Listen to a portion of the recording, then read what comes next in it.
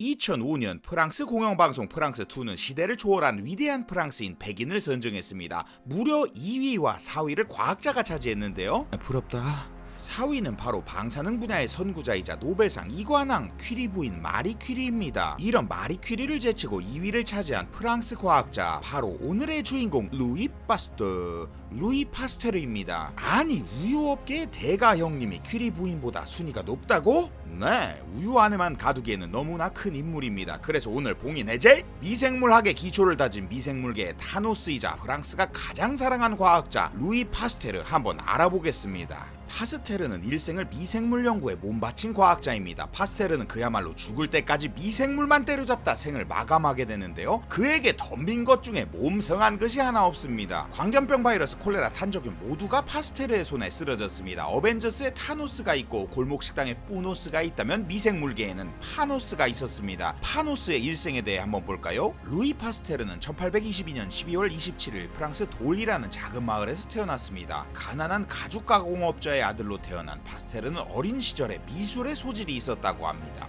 훗날 파스테르의 초상화를 그린 화가 알베르트 에델펠트는 파스테르가 뛰어난 파스텔화 실력을 가지고 있었고 16세 화가의 꿈을 가졌을 정도로 과학 못지않게 예술의 조예가 있었다고 말했습니다. 파스테르 박물관에는 그가 어릴 적 그렸던 파스텔화가 전시되어 있습니다. 역시 불란서 감성. 사실 학창 시절 파스텔은 엘리트와는 거리가 멀었습니다. 심지어 과학 과목에서도 평범한 학생이었습니다. 일반 과학학위 시험에서 떨어지기도 하였고 화학에서 겨우 중간 정도의 성적으로 학위를 취득했다고 합니다. 지도교수 중 한 명은 그를 평범하다 라고 평가했습니다. 그러나 그는 엄청난 노력왕, 현대의 대학원에 해당하는 과정인 École Normale Supérieur의 시험을 쳤는데 성적이 낮아 일부러 입학하지 않고 1년 더 시험을 준비했다고 합니다. 그러니까 파스테르는 지금으로 치면 재수생이었던 것이죠. 150년 전 프랑스에서도 재수가 있었네요. 아무튼 다행히 이듬해 높은 성적으로 입학할 수 있었다고 합니다. 그 다음 그는 과학 석사 학위에 해당하는 레이시에스 사이언스를 받고 대학원에서 겁나 빡세게 연구를 합니다. 그 결과 결정학에 대한 의미 있는 발견을 하게 되고 이 연구에 기반한 논문을 물리학 화학 분야에 써내게 되면서 스트라스부르 대학 화학과 교수가 됩니다. 파스테르는 이 시절 타르타르산의 특성을 밝혀내며 과학자로서 주목을 받게 됩니다. 타르타르산은 포도주의 침전물에서 얻을 수 있는 물질로 두 가지 형태의 분자 구조를 가집니다. 그중 한 가지 형태의 타르타르산만을 합성할 경우 빛이 특정 방향으로 진동하는 현상인 편광 현상을 일으키는 것을 발견하게 되는데요. 파스테르는 이 결과를 놓치지 않고 더 파봅니다. 타르타르산의 결정을 조사해봅니다. 그 결과 타르타르산 분자가 거울로 비춘 듯한 상을 가지고 있는 두 가지 분자로 이루어져 있다는 것을 알았습니다. 즉 하이랄성을 가지고 있는 것이죠. 하이랄성은 손을 의미하는 그리스어로 분자의 형태가 서로 거울에 비춘 것과 같아서 서로 겹쳐지지 않는 것을 말합니다. 이러한 타르타르산 분자의 한 형태는 빛을 시계 방향으로 편광시키고 다른 형태는 반시계 방향으로 회전시켰던 것입니다. 이렇게 타르타르산의 성질을 밝혀냄으로써 처음으로 카이랄 분자를 규명해낸 것이었습니다. 이러한 발견은 많은 과학자들이 파스테르의 업적 중 최고의 업적으로 평하는 업적입니다. 광학이성질체의 개념의 발판이 되었기 때문인데요. 광학이성질체라 타르타르산 분자와 그것의 거울상을 서로 광학이성질체 관계에 있다고 말합니다. 보통의 조건에서는 두 분자의 물리적 화학적 성질이 동일합니다. 하지만 카이랄 환경인 생체 내에서는 각기 다르게 기능을 할 수 있는데요. 생체 내의 DNA, RNA, 단백질들은 카이랄 화합물로 구성된 거대 분자입니다. 그래서 인체 내로 들어온 카이랄 화합물을 서로 다른 분자로 인지할 수 있습니다. 심지어 한 분자는 질병을 치료하는 작용을 하지만 거울상 관계에 있는 다른 분자는 심각한 부작용을 발생시키는 경우도 있습니다. 예를 들어 결핵 치료제로 쓰이는 에탄부톨은 SS 형태는 항결핵 약품으로 사용되지만 RR 형태는 실명을 유발할 수도 있습니다. 그래서 카이랄성을 판단하는 것이 매우 중요한데 이 연구에도 파스테르가 이바지했습니다. 확실히 대단한 파스테르. 점차 과학계 인싸의 반열에 오른 파스테르. 1952년 파리지앵들이 휴가 가는 도시 릴 대학교로 옮겨 본격적으로 발효에 대한 연구를 시작합니다. 그가 미생물 대마왕 파노스로 불리는 이유 궁금하셨죠? 이제부터 그가 어떤 미생물을 하나씩 찾아내서 사뿐히 들여밟기 시작했는지 살펴보겠습니다. 1856년 파스테르는 지역 와인 업체로부터 와인의 신맛이 나는 것에 대해 연구해달라는 요청을 받습니다. 한 병의 와인은 세계의 모든 책보다 더 많은 철학을 담고 담고 있다는 오글거리는 말을 시전했던 애주가 파스테르는 그 제안을 냉큼 수락해 젖산 발효와 알코올 발효에 대해 연구했습니다. 그는 발효가 효모에 의해 일어난다는 것을 증명했고 특정 미생물이 와인에서 젖산을 만들면서 신맛이 난다는 것을 밝혀냈습니다.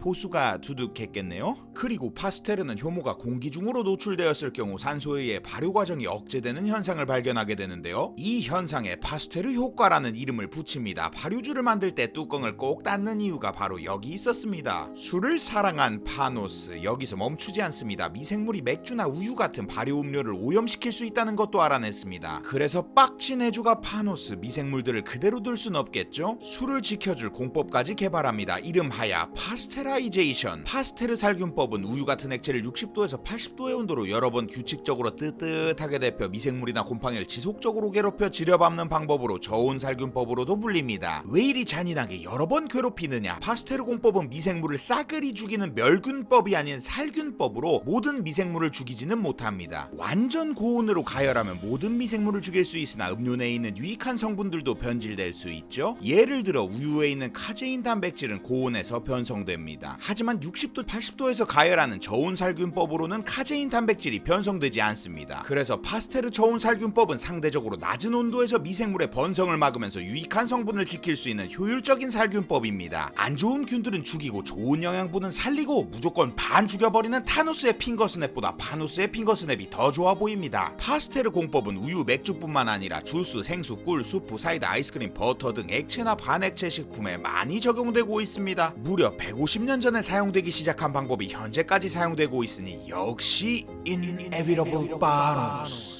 파스테르 형님은 거침없습니다. 한때 유럽 과학계를 지배했던 자연 발생설도 가만두지 않았습니다. 종합적인 실험 데이터와 근거 자료를 통해 파스테르는 자연 발생설을 관으로 밀어넣고 관뚜껑에 못질을 해버렸습니다. 자연 발생설이 무엇이냐? 한여름에 다 먹은 포도 껍질을 3-4일 정도 싱크대에 묵혀봅시다. 그럼 무슨 일이 일어날까요? 아마 초파리가 생길 겁니다. 당시에는 이것이 생명력에 의해 발생한 것이며 어디든지 공기가 있다면 액체 속에서 유기체가 자연 발생할 수 있다고 생각했습니다. 이것이 바로 생명체가 부모 없이 스스로 생길 수 있다는 자연 발생설. 지금은 이 이야기가 당연히 이상하게 들립니다만 권위 있는 아리스토텔레스가 만든 학설이었고 그 시기에는 미생물을 볼 수도 없는 상황에서 눈에 보이는 많은 관찰들을 근거로 제시했기 때문에 그 믿음이 거의 교리에 가까운 수준이었다고 합니다. 하지만 파스테르, 이것이 육안으로는 보이지 않는 어떤 작은 생물에 의한 것이라 생각했습니다. 오염된 플라스크 내에서 관찰되는 미생물의 종류와 공기 중의 먼지 덩어리에서 관찰한 미생물의 종류가 매우 유사함을 발견했기 때문인데요. 그래서 파스테르 형님은 공기 중에 미생물이 플라스크 내로 들어가 플라스크를 오염시킨다고 생각했습니다. 이를 증명하기 위해 끓인 액체와 뜨거운 공기를 플라스크에 넣었습니다. 멸균 상태가 된 플라스크 내에서는 아무것도 자랄 수가 없었습니다. 하지만 공기를 여과시킨 먼지 덩어리를 넣자 플라스크는 미생물로 오염되었습니다. 이로써 파스테르는 자연 발생설을 들여밟은 것입니다. 하지만 이 실험으로는 플라스크를 오염시킨 것이 공기인지 공기 속의 미생물인지 분간할 수 없었습니다. 그래서 파스테르가 꺼내든 비장의 무기 백조목 플라스크 등판. 공기가 백조목을 지나가게 되면 구부러진 백조목에 부딪혀 미생물이 흡착되는 것을 이용한 것입니다. 파스테르는 백조목처럼 구부러진 플라스크와 일반 플라스크를 두고 미생물 번식 여부를 관찰했습니다. 그 결과 백조목 플라스크에서는 미생물이 자라지 않았습니다. 하지만 백조목이 없는 일반 플라스크에서는 불과 며칠 내에 플라스크 안이 미생물로 오염된 것을 확인하면서 파스테르는 그야말로 자연 발생설을 확인 사살했습니다. 이게 끝이 아니었습니다. 파스테르는 잔인하게도 다른 실험들을 또 추가로 종합해서 발표하면서 말 그대로 팩트로 폭행을 합니다. 그는